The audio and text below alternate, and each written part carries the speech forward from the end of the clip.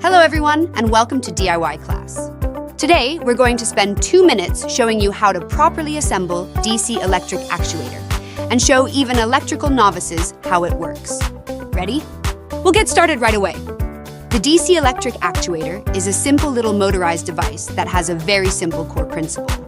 We know that when an electric current passes through a circuit, it drives a motor to create motion. This process is not only fun, but it helps us understand basic circuit connections.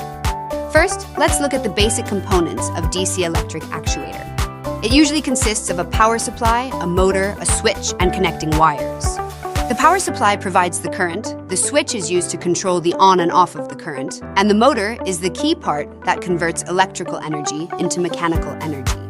Next, we will demonstrate how to connect these components. First, connect the positive terminal of the power supply to one end of the switch. Then connect the other end of the switch to the positive terminal of the motor.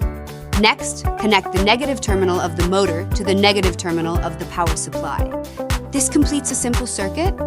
When we flip the switch, current starts to flow and the motor starts to turn.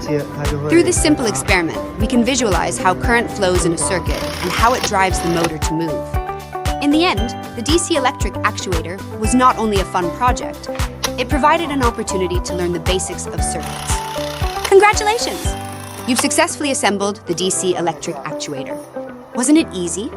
We hope that today's tutorial has helped you and that hands-on experimentation will give you a better understanding of how it works. Thanks for watching! If you enjoyed this content, please like, share, and subscribe to our channel, and we will continue to bring you more interesting tutorials on how to make electronics. See you next time!